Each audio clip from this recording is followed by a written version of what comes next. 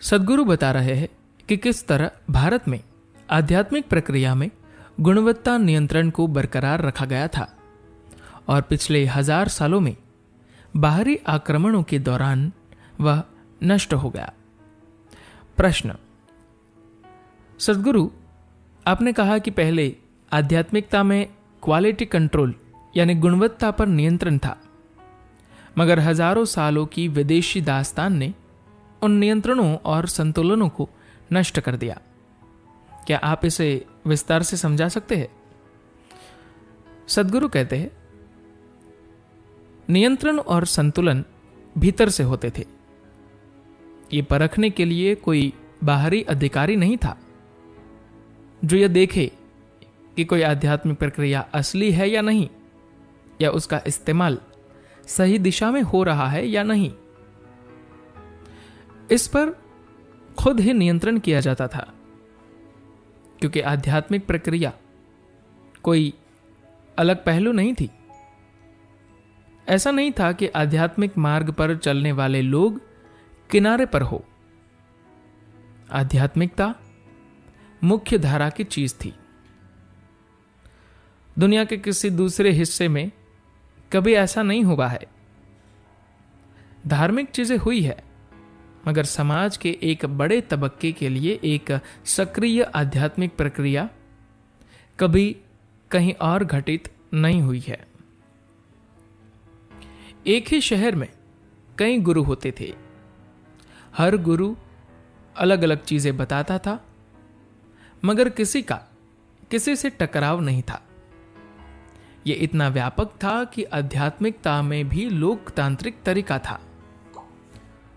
लोगों के पास यह विकल्प था कि आज वे एक जगह जा रहे हैं तो अगले दिन किसी और जगह जा सकते हैं, और उसके अगले दिन किसी और जगह भी।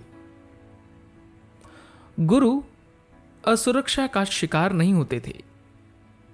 वे किसी को कहीं जाने से नहीं रोकते थे।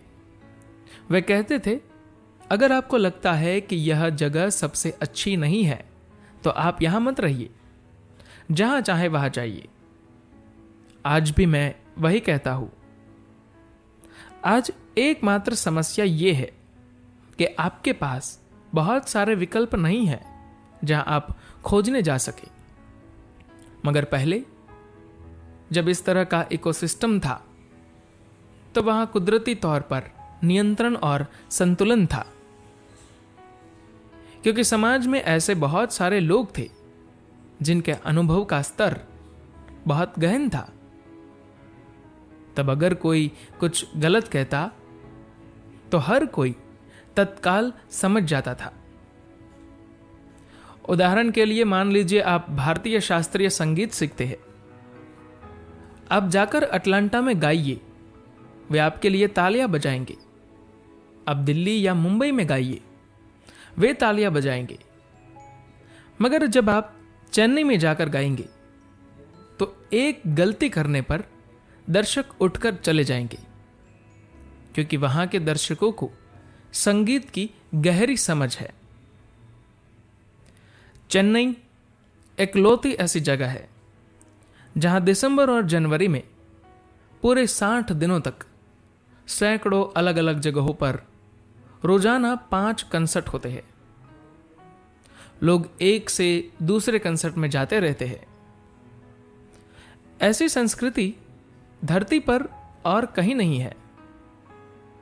भले ही ये एक बड़ा कार्यक्रम हो जो दुनिया भर के दर्शकों को आकृष्ट करता हो, मगर वे उसका प्रचार नहीं करेंगे, क्योंकि वे शुद्धतावादी होते हैं।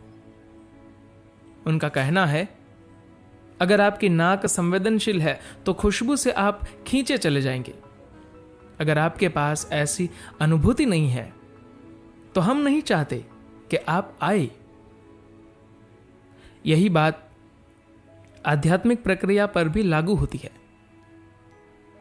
पहले उसका अनुसरण करने वाले योग्य और काबिल लोग थे, मगर जब बाहरी आक्रमण हुए तो सबसे योग्य लोगों को सबसे पहले मारा गया, क्योंकि आक्रमणकारी सिर्फ जमीन, सोना और स्त्रियां नहीं चाहते थे, वे अच्छी तरह समझते थे कि जब तक वे अपना धर्म आपके ऊपर नहीं थोपेंगे, आप पूरी तरह उनके वश में नहीं होंगे। इसलिए सबसे पहले उन्होंने आध्यात्मिक प्रक्रिया को नष्ट किया। मुख्य रूप से ऐसा भारत के उत्तरी मैदानों में हुआ, जहां बहुत से गुरुओं को अपना जीवन बचाने के लिए तिब्बत के पठार की ओर जाना पड़ा। इसकी वजह से बहुत से लोग दरबदर हो गए और आज बहुत से ज्योतिषी, पुजारी और ठग गुरु होने का दावा करने लगे हैं। पर्याप्त संख्या में आत्मज्ञानी सिद्ध प्राणियों के न होने के कारण बहुत से उद्यमी पैदा हो गए हैं। कुछ के इरादे अच्छे हैं, मगर अज्ञानता के साथ अच्छे इरादे वाले बहुत खतरनाक साबित हो सकते हैं। अगर आप मुझसे पूछे तो बुरे लोगों से भी ज्यादा खतरनाक अच्छे इरादे वाले वे लोग हैं जो अज्ञानी है, क्योंकि अच्छे इरादों से अज्ञान उचित लगने लगता है।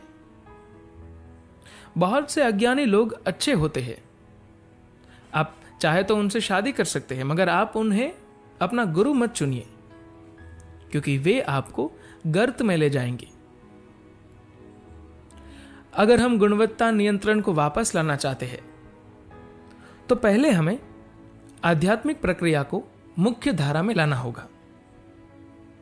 ऐसी प्रक्रिया जिसमें लाखों लोग आध्यात्मिक क्रियाएं करें, जो अनुभव से ज्ञान हासिल करते हो और असली तथा नकली के बीच फर्क कर सके, ये समझ सके कि क्या उन्हें मुक्ति की ओर ले जाएगा और क्या उन्हें उलझाएगा।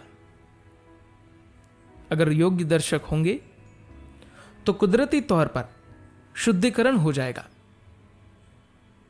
सत्य को मुख्य धारा में लाना चाहिए। अभी झूठ मुख्य धारा में है, सत्य हाशिए पर है। शुरुआत में लोग थोड़ी हिचकिचाहट के साथ झूठ बोलते हैं। जैसे जैसे वे आगे बढ़ते हैं, ज्यादा आत्मविश्वास के साथ झूठ बोलना शुरू कर देते हैं। कुछ समय बाद हर कोई जानता है कि हर कोई झूठ बोल रहा है, मगर झूठ की मुख्य धारा में होने के कारण उससे किसी को फर्क नहीं पड़ता।